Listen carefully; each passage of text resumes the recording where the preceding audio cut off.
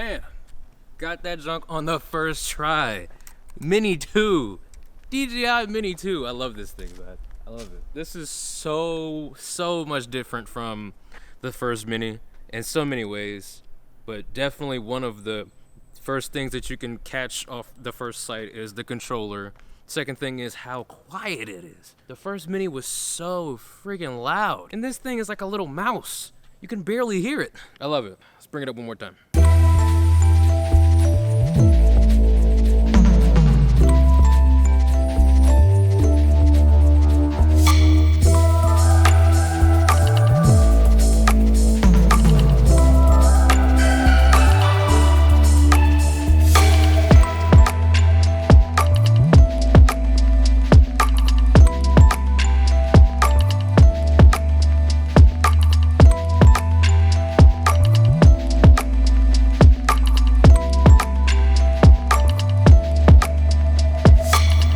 It's so crazy, and the only reason why I'm saying it's so crazy is because the first Mavic Mini was missing just a few things. It was missing a few things. One of the few things was the fact that it couldn't do 4K, and a couple of other little things like active track, certain things like that, certain little things, certain miscellaneous things that really made it the beginner drone from DJI. But the thing is that the main thing that was missing from it was the 4K capability, and the fact that it couldn't do 4K made it a real disadvantage for a lot of people that actually want to get a lot of 4K footage. Maybe your whole arsenal is 4K and you had that one drone, this drone, that really wasn't 4K, so it was holding everything else in your footage back. So the fact that they actually made the Mini 2 with that 4K, 100 megabits per second, that made every bit of a difference to every single person that wants to get a drone. People that wanted to get a drone but didn't want to spend $1,000 or something dollars on it, or didn't want to spend $700, $800 on it, they can actually get this.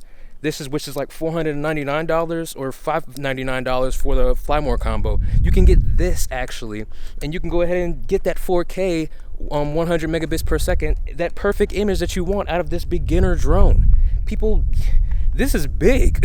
I don't think people know the importance of having a drone, especially when you're doing things like what I'm doing, like when you're doing travel vlogging and when you're doing like when you do nature and stuff like that. People want to actually see the landscape. People actually want to know what it feels like to be out there. And the only way, I'm not going to say the only way, but the biggest way to do that, especially when you're doing those type of things, is having something like this little guy right here. And especially because this is 249 grams, you don't even have to register it with the fly people that I can't even remember right now. Don't judge me for saying fly people. But yes, man, the fact that this drone is, wow, I'm not gonna lie, I had the Mini 1, so I know exactly what it is to have that drone and know how it flew and everything like that. This is quiet.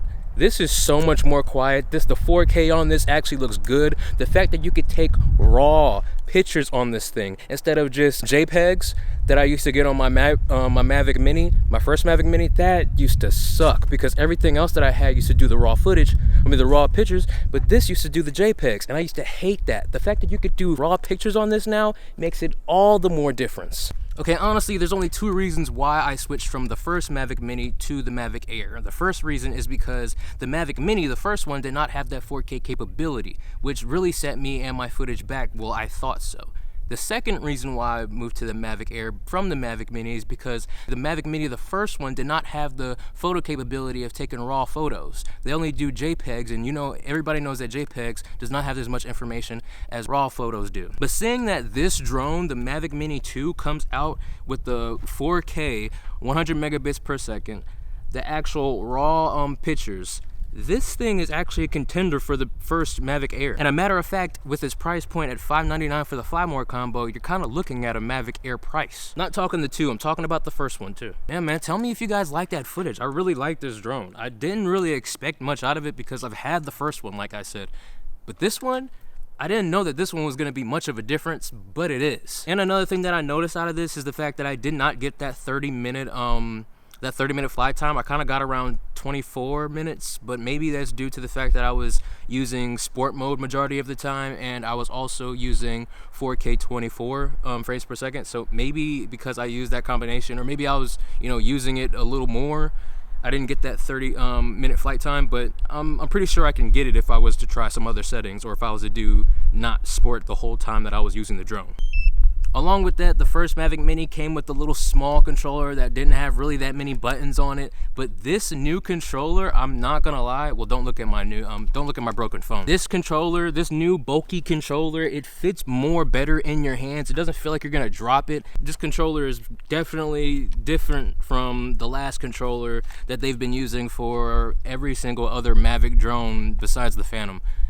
That, you know, this is definitely something different. But yeah, man, I definitely didn't really think that I was going to like this drone as much as I did, like I said. But this drone is definitely a major, let me not say major, it's a very well level up than the last Mavic Mini. And for that, I'm very grateful that DJI actually put this out to the public, because they know that 4K is something that is really going forward, especially with the whole 5G coming out. It's definitely going to make 4G, it might blow past 4G. Matter of fact, they're probably working on a drone right now that does 6K, 8K, in my opinion right now. It might be 10K, the way that everything is going with technology. But the fact that they're able to put out a beginner drone at 4K makes everything so much better when it comes to vloggers, people that actually travel and get landscapes, travel and get nature, things like that.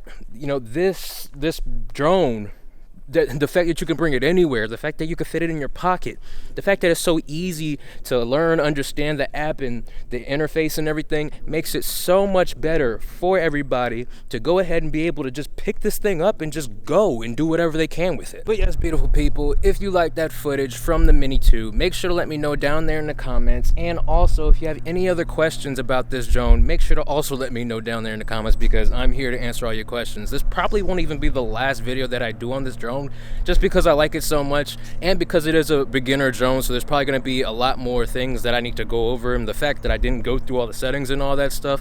So you're probably going to see another video from me, or maybe two. Depends on how much comes with this, and it depends on how much I believe needs to be covered with this actual drone. But other than that, I hope you guys really like this video, and if you do, make sure to like and subscribe. And if you want to see more content like this, if you want me to go over another review of this drone, if you want me to check out another product that DJI has, then make sure to let me know also, and I will see you in the next one. All right, now cut to more of that footage, because that footage looks dope. All right.